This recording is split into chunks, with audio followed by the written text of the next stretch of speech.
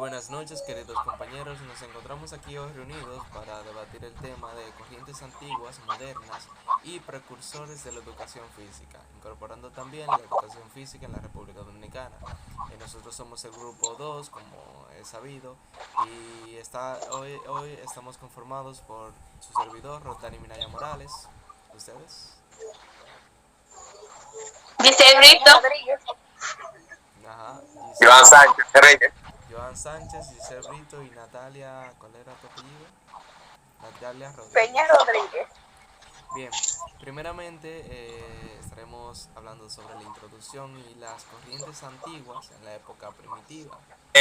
Yo quisiera dar mi punto de vista sobre ese tema, y es que si nos fijamos en sí, el hombre primitivo en las corrientes antiguas tuvo que adaptar sus músculos para las condiciones tan adversas que enfrentaba, tanto como los glaciares, las épocas frías y calientes, y para sobrevivir cazando, porque tenemos bien conocido de que el hombre antiguo no tenía mucho en sí, en sus manos para realizar la caza, no más que palos y sus propias manos. Bueno, sí, eso es una aclaración que da, creo que se llama Freeman, que dice que el desarrollo de los Homo sapiens en las actividades físicas eran más recurrentes para fortalecer los músculos de dicha sociedad. No solamente eso, ahora mismo sabemos cómo eran las actividades antes, porque todavía hay personas que viven como en la era primitiva, y gracias a eso los estudios antropológicos pueden saber cómo eran, porque si no, cómo supieran. También quedaron escritos más adelante, pero no llegan hasta la modernidad. Estamos hablando de la antigua Grecia, la India, China, de cómo eran esos actividades físicas. Sí, no, y uno tiene... ¿Cómo? Ajá. Sigue. No, uno tiene una vaga idea de eso, es por las pinturas rupestres, lo que se dejó de aquella época, pero realmente yo pienso que uno no tiene el material suficiente para decir que solamente se usaban para eso, se utilizaba para eso en ese tiempo lo que sería la actividad física. ¿O alguno tiene alguna diferencia con lo que ha dicho? Bueno, también se puede decir que cada uno tenía una cultura diferente, cada quien hace las actividades físicas diferentes. Por ejemplo, en la India, que ellos no tenían mucha actividad física porque ellos decían que su religión no se lo permitía. Sí, porque... Sí, pero... O sea, ellos decían que se alejaba más de su dios Bajat. El único medio de participación de la educación física era aceptada y autorizada por el hinduismo, que en aquella realizaban con fines militares. Esa era su única meta sí, pero en ese tiempo. eso era más adelante en la época. Por ejemplo, yo estoy hablando de la época primitiva en sí, que nos confirma a nosotros que nada más era para la caza y la supervivencia que ellos usaban el ejercicio físico. Pero nosotros nos estamos enfocando en las corrientes antiguas. Aquí ya existía la actividad física, más que para sobrevivir. Exacto, sí, miren, estaban más desarrollados. Hay poblaciones que todavía viven en la era primitiva, por así decirlo, que es en áreas de África y en Australia, que gracias a eso pueden basarse un poquito, hacerse una idea con los estudios de cómo era la actividad física en aquel tiempo, porque no hay algo que lo confirme al 100%. Exacto. Sí, yo he visto en medios externos al documento que uno leyó, civilizaciones que están muy atrasadas, que realmente los gobiernos prefieren dejarla apartados porque inculcarle todo lo que nosotros tenemos, o sea, la tecnología que nosotros tenemos sería demasiado difícil para ellos, además de que incluso el idioma que ellos hablan está muy atrasado, entonces para comunicarse sería muy complicado. Ellos prefieren dejarle su espacio y que ellos sigan viviendo y desarrollándose solos, Exacto. aunque sigan muy en esa atrasados. época, por lo que yo leí también, como no había un método de comunicación, ellos se comunicaban por medio de la danza.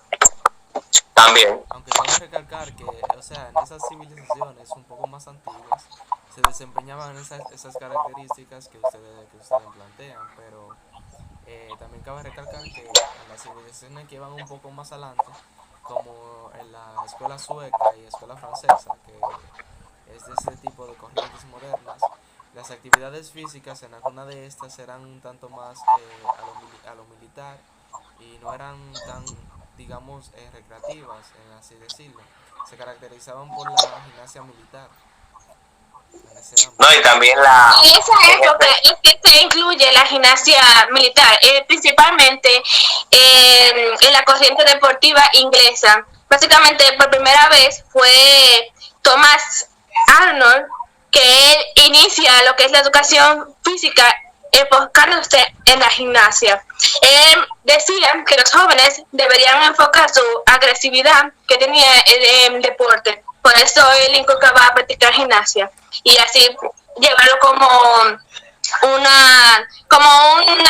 como su vida, que se enfocaran solamente en eso. Sí, y allí es También. donde se introducen. Un estilo de vida, esa es la palabra. Allí es Él donde quería que fuera un estilo de vida. se introducen los juegos deportivos en los colegios también. Si no me equivoco, Sí. en esa fecha, entre el 1795 y 1842.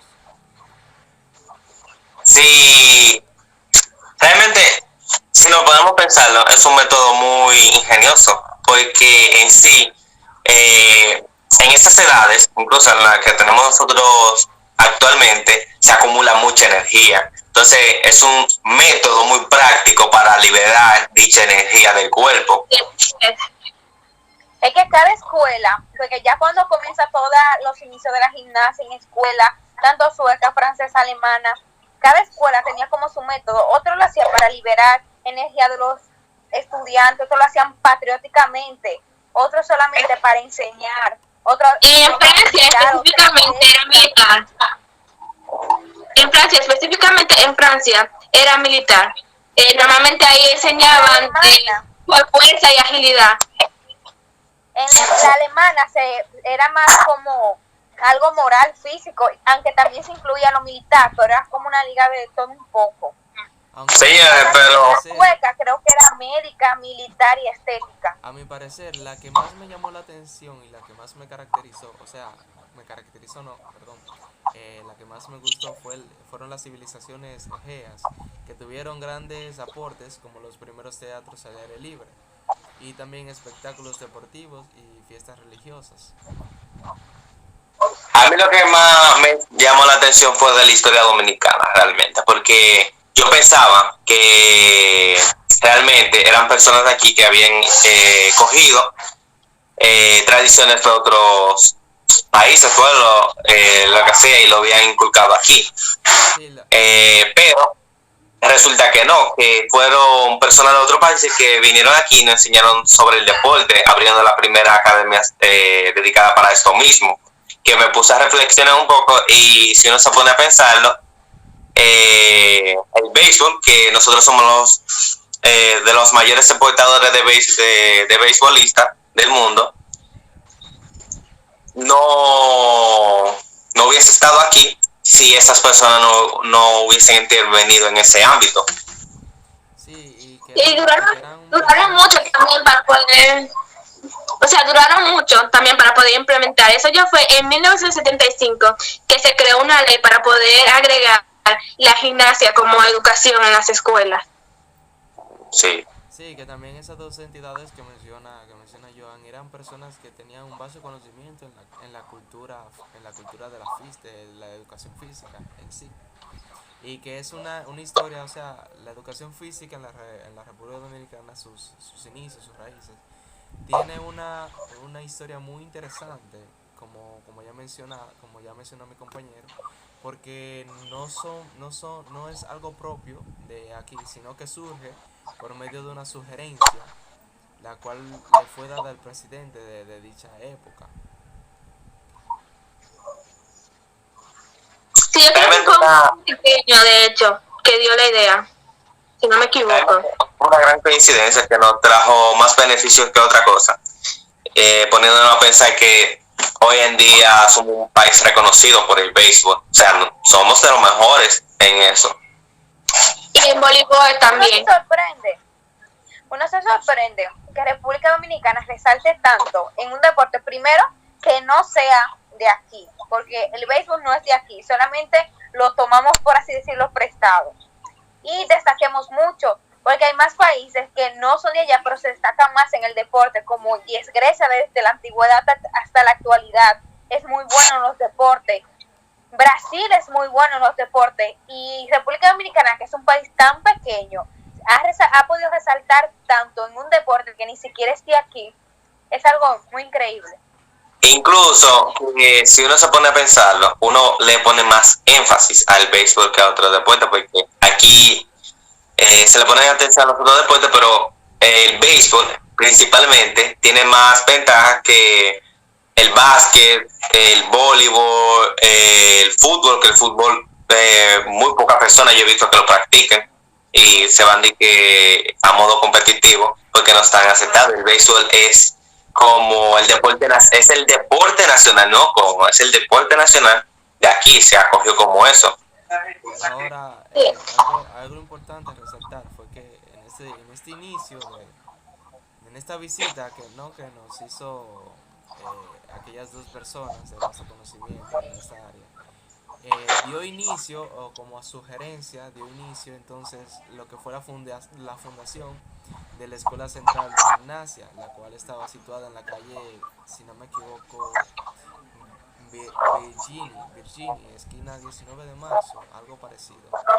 Entonces fue algo muy, o sea, fue el boom, fue el inicio de toda la educación física, como la conocemos hoy en día, con el fin, ¿no? Con el fin de instruir a maestros en esta carrera, en este ámbito. Yo veo eso realmente bien, todo, con el ámbito de la República Dominicana.